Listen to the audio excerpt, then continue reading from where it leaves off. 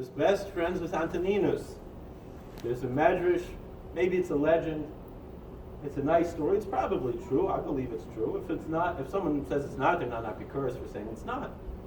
But that when Rabbeinu Kodesh was a little baby, the Malchus Arisha, the Romans, it's not only that they didn't hide Rabbi Chanina Skana Kahana to the Kohen Gadol, they did a lot worse things. They killed people. They tortured people.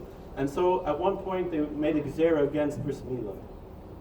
And so what happened is that they said, they found out that this mother, Gemal Tekin, the baby was Rabbi Yehuda Nasi. And the emperor called her in to show. She said, no, I didn't do it. And so the emperor said, I have to examine the child, see was he circumcised or not. And while she's waiting, there was a Roman woman there holding her own baby. And she said, you know what?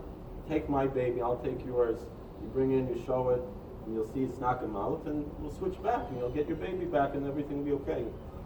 And that's how, even already, when he was a tiny pitzela, the great Rabbeinu Kodesh was saved by his later great friend, Antoninus, the emperor. According to most B'nai Torah, we would say that even though there were other emperors named Antoninus, it's assumed that Marcus Aurelius was the one who was Antoninus, even though it's a machlokes among historians. And if you read, look at it was published posthumously, but the writings of Marcus Aurelius, what they call the Meditations of Marcus Aurelius, great divrei musar and things, mistama that he learned from Rabbeinu Kodesh. So there were times in history that the Romans were good, but that was a miyat shebemiyat. Most of the time it was bad, and yet still there were others, who had lofty ideas. Cincinnatus, that was someone who Washington really, the city of Cincinnati was named after him, and also in upstate New York there's also a city, Cincinnatus. Who was Cincinnatus? This was someone that Washington really, really looked up to, and he emulated in his own life, was that he was appointed. There were times that when, instead of having an emperor, before the Roman Empire really began, they would appoint dictators in ancient Rome. They would find someone who was appointed a dictator for the purpose of whatever reason. There was some need within generally they had their republic, but once in a while they had to appoint a dictator for some military purpose. And so they called upon Cincinnatus. He was a farmer, and they called him to be the dictator, and he accomplished whatever, and he served his country, and he did what he had to do. And then when he was done, he abdicated his position, went back to the farm, tilling his field. And that's something that Washington sought to emulate. We saw that by virtue first of the fact he was offered to be king, he said no. And then after he served two terms as president, he set the precedent that until FDR nobody broke that if a president serves 2 terms and he goes home, just like Cincinnatus. But be it what it may, there were those few gems in ancient Rome and ancient Greece, but for the most part, the things that we value in America today, even if you take someone, Bisman Azeh, in America, who says the Torah Apikuros, the Kofer Be'ikr, he holds certain values that are Torah values. And that even these great empires that historians respect so much, like the Romans and the Greeks, they were still utterly corrupt because they didn't have Torah. Meaning the Spartans, they discovered, an archaeologist discovered a letter the Spartan soldier sent to his wife before he went off to war, and he said, his wife was expecting, and he said, if we have a boy, I want you to send him to the same military academy as me. He should grow up to be a Spartan soldier just like me. And if it's a girl, just discard it. Zero value for human life. That would be unconscionable. And it would be criminal And we know that that's Ritzicha, from the basics, Shevemis B'nai Noach, what Rishus that is, and that was standard living in Sparta. People didn't care about human life. What the Romans did, how they would torture and kill all kinds of people, they didn't care about the value of human life. And yet today, we remember that 241 years ago, the words Thomas Jefferson wrote that became accepted by the Continental Congress, that we hold these truths to be self-evident that all men are created equal, and that they're endowed by their Creator with certain inalienable rights. They didn't get those ideas from the Romans. They didn't get those ideas from the Greeks. They got those ideas from our Torah Kedosha, that there's such a thing as human rights, that there's a value to human life, that all men are created equal. Washington, many years later, when he was inaugurated, he stood in New York City, Federal Hall, and there were present there Galochim and also a rabbi. There was Gershon Mendel Sheshes. He was the Rav of the Sheretz Yisrael, the Spanish and Portuguese synagogue. They didn't call him a rabbi, they didn't call him Chazan, whatever, but he was the minister, the leader of the congregation, the clergyman, the spiritual leader. He was standing there next to the Galachim to hear Washington say these words, in tendering this homage to the great author of every public and private good. I assure myself that it expresses your sentiments, not less than my own, meaning I think we all are sharing this feeling, to paraphrase, nor those of my fellow citizens at large less than either, that no people can be bound to acknowledge and adore the invisible hand which conducts the affairs of men more than those of the United States. When Washington understood there was hashgacha pratis in all the things, in his own life, how many times he was at war, even before the Revolutionary War and the French and Indian War, his hat got shot off of his head, his jacket got shot, he didn't get hurt, his horse got shot right under him, and he survived. He understood there was hashgacha pratis. And these were men that belonged to societies, that even some of them secret societies, but in their writings acknowledged our Torah Kedosha. They acknowledged the Sheva Mitzvahs B'nai Noach. Actually, in some of the writings, some of these societies that Washington and Franklin and Jefferson, all they belonged to. Jefferson himself, he had his own private Bible. He didn't mean this to be published or to be public knowledge, but of course their Bible starts with our Tanakh, and then they have their books that they add. And he went through it and cut out anything about their Oisa Ish that made him sound divine. Any teachings, he said, most of the nice things he said you can find in Chazal, in Havdil. But he, in a sense, his theology of a man like Thomas Jefferson was more in common with a Jewish theology than with a Christian theology. If you really think about this, Gershon Mendel Sheshes, he had an Adam who was a Rav for 11 years in Richmond, and then when Sheshes was nifter, then his Adam, Yisrael Ber Kershit, who was, they say, was the first real Talmud Chacham in America. He was a Talmud of Reb Nosson Adler, the Chassam Sofer's Rebbe. I was by his kever. He's buried in Queens, and he passed away in 1852. Buried in Queens. In 11 years he was in Richmond. And when he lived in Richmond, he used to go to Monticello and spend time with Jefferson, because Jefferson was so interested in learning about what did the Jews have to say about things. And so, can you imagine Jefferson sitting with the Talmud Chacham, a Talmud of the Chassam Sofer's Rebbe? These people were looking for Torah. They based all these things, and the Kodesh Baruch Hu was miyased this, really, in this way. And this whole idea that all men are created equal, the whole Declaration of Independence that we celebrate today, what was it all about? It was arguing against the king. Now the crowned heads of Europe claim divine right of kings. Where do they claim this divine right? They say that they're ben acher ben from David HaMelech. The chutzpah, even if it were true, which wisdom was not, but let's say Lu Yitzur, it was true, but they weren't living like David HaMelech. And it's more important, the same reason, why do we call that ger ben Avram Avinu, ben Sarmenu? Because they're living the way that Avram Avinu taught. If they want to call themselves B'nai David, they should have lived like David HaMelech. David HaMelech understood that all men are created equal. David HaMelech didn't think that he was any different than anyone else just by virtue of being a king. But rather, David HaMelech, the godless of David HaMelech was that he followed the Torah. Ukaravoy kol hayamim. It should have said in the Sedra when it says Ukaravoy, talking about the mitzvah of the king to have a Sefer Torah in Parsha Shoftim, should have said V'karavah. It says V'karavoi. The word Torah is a feminine word. It should have said Karavah, and it says Karavoi, a masculine word. Meaning the point is, it's not like how many European countries, they give the king a Bible and they have a whole ceremony, and you find these Bibles that these kings had that you can't even open. They never opened it, they never used it.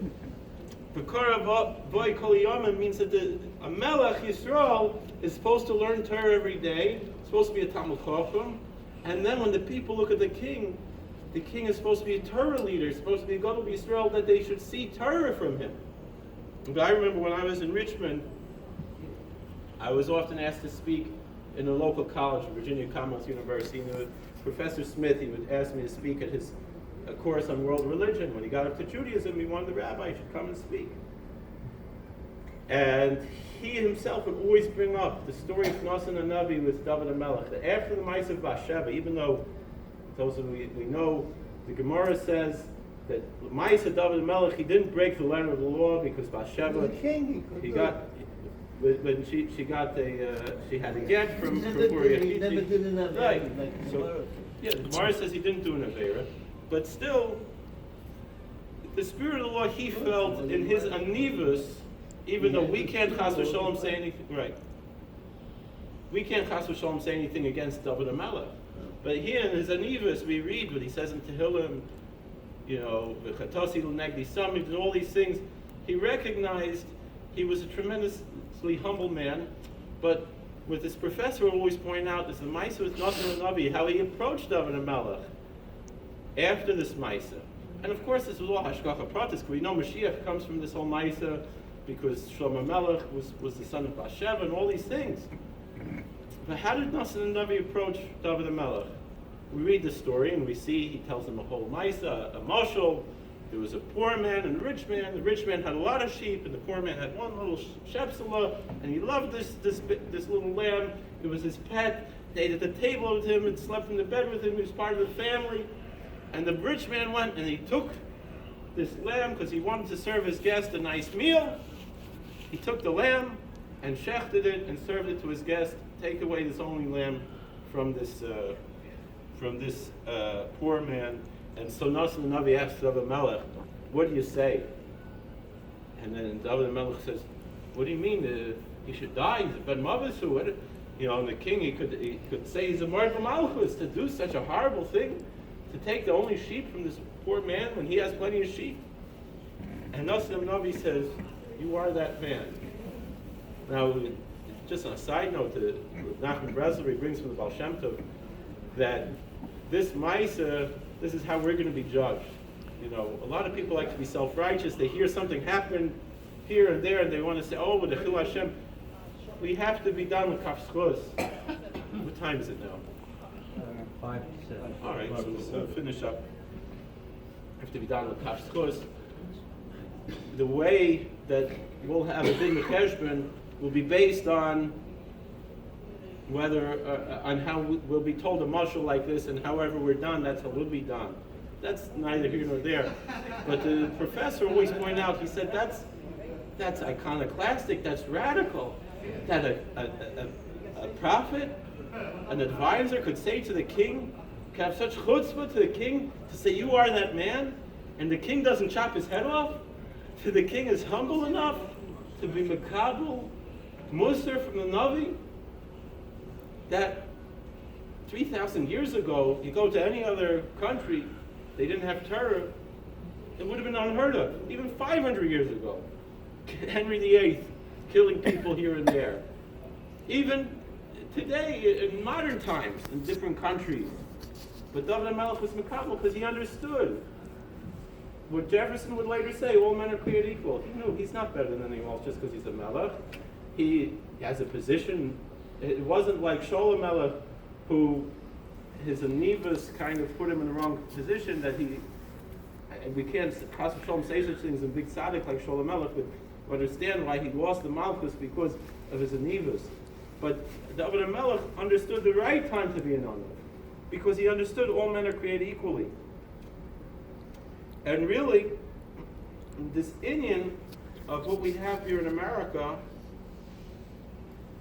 the Ariya Kodesh brings this inyan of what we have in the Gemara in Bava Basra, Yud Beis Amud Aleph, Chochem Adav Minavi. That in a way, a wise person is greater than a prophet, and also the Gemara in Megillah tells us, Yesh Chochem Ba'amin Tamim. These men were Chachomim.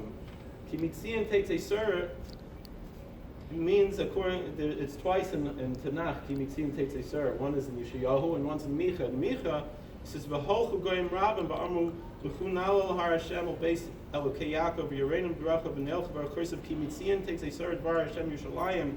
These words we say means that the light of Torah goes to the whole world, and essentially this concept of all men being created equal is essentially a Torah idea that through history and eventually in America got spread to the whole world. And so that's really a hisgalus of Kroit Shemayim. That's really an inyan of Geula to the world. We are still waiting for Mashiach to come, but it's a major step in the right direction, this we have. And these were great Chachamim. My holy Zayda, the Maral Prague, explains what does it mean, Chacham Adav Minavi. It means that a Navi, he sees something, but he only sees what he's shown. But the Chacham, that the level of Chacham could be unlimited. And that even a Chacham could predict the future better than a Navi. Because a Navi is just shown something that a Chacham can understand, learn from history, learn all kinds of things and understand. And so Ezu Chacham Misha Royas and Noilad, that the power of a Chacham to understand the future is even greater in the sense, says the Maharal Miprag, Zuchusik Dulenu, even greater than a Navi. And Reb Tzadok Akarnu Ulwin brings that from the Arizal, that we see, and from the Ramban, that the inyan of Chachma is higher than Nevuah, and we see that there were Chachamim who were Megala things, Al Pi Kabbalah, and different, the Ariya Kodesh, that were higher than the inyan of Nevuah. And so too, the power of Nevuah was to bring us to this level of Chachma that really, in a sense, this that we have here in America was a hisgalus of what the Hashem intended in the Torah. And so when Washington was saying that there was Hashgacha Pratis in the foundation of America, I don't know if he understood the fullness of that, but maybe he did. You see in the Great Seal of the United States, the eagle holding in one hand the olive branches, in one hand the arrows. And I was reading the Zaid in Ariel Bar Tzadok, he's a Rav in Tennessee, and he's a big Mekubal, and he brought all these different inyanim, Al Pi Kabbalah, and Mistamid, he said, because they belong to these societies that studied works of Kabbalah, even some were translated to Latin, to English, and so forth. So he said that in the right hand of the right claw of the eagle is 13 leaves and 13 olives. So 13 plus 13 is 26. That's the gematria of Shem Havaya. And the other hand, 13 arrows. The gematria of 13 is Echad. And so in the hands of this eagle was this message of Hashem Echad. And there are other things, you don't have time. But it's not, like we said before, this liberty that we celebrate in America, it's not anarchy. In the second stanza of the very famous song, America the Beautiful, we read, "Oh, beautiful for pilgrim feet." Now we say pilgrim feet in America, you think of pilgrims on ships. Pilgrim feet, we know we're talking Aliyah L'Regel, whose stern and passion stress a thoroughfare for freedom beat across the wilderness. They're talking about the Klal Yisrael in the Midbar. America, America, God mend thy every flaw, confirm thy soul in self-control. Thy liberty in law, meaning that they understood in the Hisyastas, even though that was written in the time of World War I, but that the idea of America was that through self-control, through a derech of living according to the scholars of what Hashem gave us in the Torah, to have, like even for the Goyim Sheva Mitzvah Neinoya, that it's like we say in Pirkei Avos, al choros alaluchos einata ben chern al mishit oisik basamatur al tikr choros alacherus, that the liberty comes only through the law. And here, a Goyish writer was typhus that idea, because that's the essence of America. And we have to understand, just to finish off, just a little idea. I said, a chochem adif minavi. So we have this week, Bilam. I've heard from Orthodox rabbis, both on the extreme right, you would say, and the extreme left, trying to claim that we could recognize such a thing as the Goyish Navi because of Bilam. And we say, and the Kedushas Levi, Zechusi Galena, my holy Zeta, the ruler of, he got a bracha from the Kedushas Levi, even though he first was avoiding him, because at Morgahat, maybe he's going to become a Chassidish, so he jumped out the window. But to me, I think that's a real Ehrlichkeit. In a way, I have more nachas that I had in Zeta 200 years ago, who wanted to keep his derech, and I think that's very choshev. But the Kedushas Levi writes that when it says "Lekam b'Yisrael k'Moshe, b'Yisrael lekam abul umas ha'olam kam u'manu bilam," then it says in Klal Yisrael was no one great like Moshe Rabbeinu, but by the umas ha'olam there was, and it was Bilam. And people misunderstand that. Like I mentioned, I've heard different rabbis say, "Oh, so we could say this one and that one were also a prophet because Bilam was a prophet." And the Kedushas Levi explains, no. When it says that among the nations it didn't come like Moshe Rabbeinu, but there was Bilam. Again, Bilam wasn't a chacham. He was trying to be a navi. He was a wannabe navi. If he would have been a chacham like a Washington, a Jefferson, a Franklin, that would have been a godless. But no, he wanted to be a navi. He was a wannabe navi. And Hashem put the right words in his mouth, what we needed. He wanted to give clothes, and he gave brachas. But we know from Chazal that Bilam was a big Rasha. They call him Bilam HaRasha. Lahavdol. So this Bilam HaRasha, people think, oh, was he a navi? This is the Kedushas Levi. He has a whole arichas, but he explains, no, what it means is that whatever godless of Kedusha Moshe Rabbeinu had, Zelu Umazeh was the Oimek Atum of Bilam, that however great was Moshe Rabbeinu, that's how, a polar opposite, how horrible and how disgusting Bilam was.